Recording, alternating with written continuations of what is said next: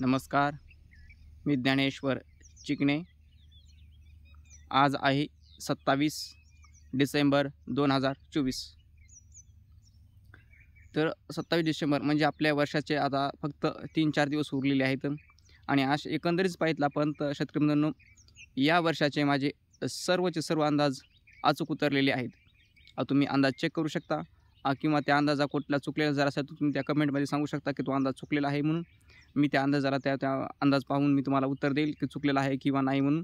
आणि ते पूर्ण ते अंदाज जे आहे ते पूर्ण सर्वांना दाखवणारा की अंदाज चुकलेला का नाही किंवा त्यावेळेची स्थिती काय होती आणि तिथलचे वातावरण काय होते हे सुद्धा मी दाखवू शकतो की तुम्ही त्या कमेंट करू शकता की हा अंदाज चुकलेला म्हणून. पण माझे सर्व अंदाज ह्या वर्षीचे सर्व अचूक आलेले आहेत. आणि पुढे एक सांगायचं म्हणजे शेतकरी तुम्हाला, म्हणजे आपण 31 ऑक्टोबरला अंदाज दिलेला होता दिवाळीमध्ये. त्या दिवाळीमध्ये अंदाज दिला होता, त्यामध्ये आपण सांगितलं होतं की 28 डिसेंबरला पावसाचे वातावरण निर्माण होणार, तयार होणार, पाऊस पडण्याची शक्यता. त्याप्रमाणे आज 27 डिसेंबर आहे. अगदी वातावरण आपल्या अंदाजाप्रमाणेच झालेले आहे आणि असे प्रकारचे आपले अनेक अंदाज आपले अचूक निघालेले आहेत आणि त्यामध्ये अचूक निघालेले आणि परत म्हणजे सांगायचं म्हणजे की आपले अंदाज किंवा 4-5 दिवसांनी अगोदर सांगितलेले नसतात किंवा 10-12 दिवसांनी, महिना 2 महिन्यांनी सुद्धा अगोदर सांगितलेले अंदाजसुद्धा आपले अचूक निघतात. हे आपण प्रत्यक्ष दाखवलेले आहे आणि गेली हे 2-3 वर्षापासून आपण दाखवत आहोत की महिना 2 महिन्याचे सुद्धा अंदाज आपले अचूक निघतात. हे प्रत्यक्षाने तुम्ही पाहू शकता.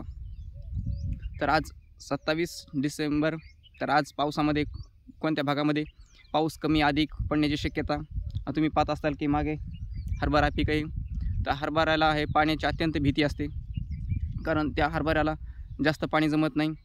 त्यामुळे तर शेतकरी मी पण एक शेतकरीच आहे आणि आपण प्रत्येकाच्या व्हिडिओला सुद्धा कमेंट आलेले होते. त्या कमेंटला सुद्धा उत्तर दिलेलं होतं की त्यांनी हरभऱ्याला पाणी द्यावं की नाही असे कमेंट्स येत होतं. पण त्यावेळेसुद्धा आपण अंदाजामध्ये आपण अचूक उत्तर दिलेलं आहे. त्यामध्ये आपण सांगितलं होतं की 30 जर तुमच्या हरभऱ्यामध्ये पीक शेतामध्ये जर ओल असेल आणि हरभऱ्याला पाणी देण्याची अशी ओल जर असेल आणि हरभऱ्याला 30 तारखेपर्यंत पाणी जर नाही दिलं तर तुमच्या हरभऱ्याला नुकसान काय होऊ शकत नसेल तर तुम्ही 30 तारखेपर्यंत पाणी देण्यास रोखावे, थांबावे किंवा तुमचा विचार पहा की 30 तारखेपर्यंत तुम्ही पाणी आणि तसं टाळावे. आपण अंदाज दिलेला होता. त्याप्रकारे शेतकऱ्यांनो म्हणजे आज पावसाचे वातावरण झाले. त्यामध्ये पावसाचे वातावरण परभणी जिल्ह्यामध्ये म्हणजे हलक्या पावसाचे वातावरण तुम्हाला सांगतो मी या भागामध्ये, त्या जिल्ह्यामध्ये परभणी जिल्हा या 2 दिवसामध्ये हलक्या ते मध्यम म्हणजे त्यामध्ये 10 ते 15 मिलीमीटरपर्यंतच पावसाची शक्यता. असे जिल्हे प्रथम घेतो मी. त्यामध्ये परभणी जिल्हा आहे, हिंगोली जिल्हा, नांदेड जिल्हा, परभणी, नांदेड, हिंगोली, यवतमाळचा दक्षिणेकडचा भाग, चंद्रपूर, गडचिरोली या जिल्ह्यामध्ये जास्तीत जास्त 10 ते 15 मिलीमीटरपर्यंतच पावसाची शक्यता आणि सर्वदूर मोठ्या पावसाची शक्यता नाही. त्यामध्ये पण सर्वदूर म्हणजे 10 ते 15 मिलीमीटर पाऊस पडेल असं नाही. ह्यामध्ये फक्त बऱ्याच भागामध्ये पाऊस पडू शकतो, पण सर्वत्र पाऊस पडण्याची शक्यता नाही. त्यामध्ये लातूरचा काही भागसुद्धा येतो. त्यामध्ये लातूरच्या भागामध्ये सुद्धा 10 ते 15 मिलीमीटरपर्यंतच पावसाची शक्यता आहे. आणि इकडे जर आपण वरी जर पाहिलं एकदम वरी महाराष्ट्राचा आपला जो पश्चिम भाग आहे त्यामध्ये पश्चिम घाट माथा त्यामध्ये सुद्धा पावसाची एकदम कमी शक्यता आहे. त्यामध्ये कोकणी भागामध्ये मुंबई, ठाणे, रत्नागिरी, सिंधुदुर्ग, पालघर ह्या भागामध्ये सुद्धा पावसाची अत्यंत कमी शक्यता आहे. मध्ये शक्यताच खूप कमी तिथे सुद्धा पावसाची जास्त शक्यता नसल्यामुळे काय तिथे फक्त 1-2 ढगामधूनच फक्त 10 ते 15 मिलीमीटरपर्यंत पावसाची शक्यता आहे.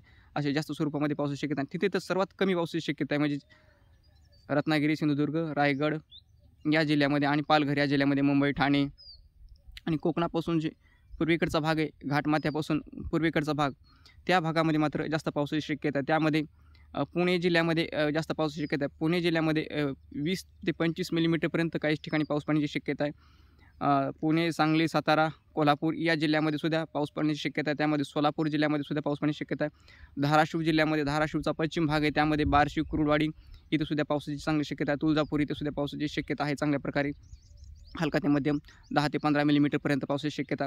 नगर जिल्ह्यामध्ये सुद्धा पावसाची शक्यता आहे. नगर जिल्ह्यामध्ये नगरचा जो पुणे बॉर्डर लगतचा जो भाग आहे त्यामध्ये हलक्या ते मध्यम स्वरूपाचा पाऊस पडण्याची शक्यता आहे. पण जो नगरचा नाशिक आणि छत्रपती संभाजीनगरचे लगतचे जे तालुके आहेत तिथे मात्र थोडी जास्त पावसाची शक्यता आहे.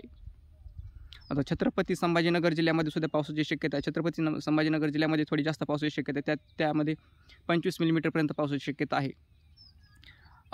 नाशिक जिल्ह्यामध्ये सुद्धा 25 मिलीमीटरपर्यंत पावसाची शक्यता आहे. पण नाशिक जिल्ह्याचा जो पूर्व भाग आहे त्यामध्येच 25 मिलीमीटरपर्यंत पावसाची शक्यता आहे आणि पश्चिम भाग आहे त्यामध्ये मात्र पावसाची कमी शक्यता आहे. त्यामध्ये 15 मिलीमीटरपर्यंत पावसाची शक्यता, 10 ते 15 मिलीमीटर.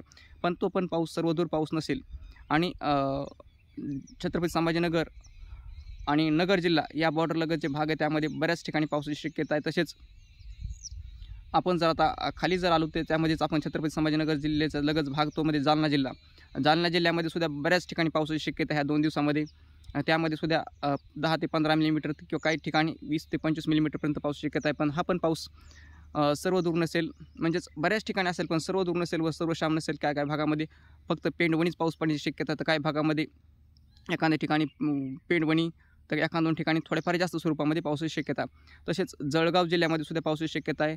अमरावती जिल्ह्यामध्ये सुद्धा पावसाची शक्यता आहे. अमरावती आणि जळगाव जिल्ह्यामध्ये सुद्धा उद्या जास्त पाऊस पडण्याची शक्यता आहे. आज त्यामध्ये कमी पाऊस पडण्याची शक्यता आहे, पण उद्या मात्र तिथे जास्त स्वरूपामध्ये 25 मिलीमीटरपर्यंत पावसाची शक्यता आहे. त्यामध्ये अमरावती, जळगाव आणि अकोला या जिल्ह्यामध्ये बऱ्याच ठिकाणी पावसाची शक्यता आणि तिथे एखाद-2 ठिकाणी गारपीट होऊ शकते असा एक अंदाज आहे.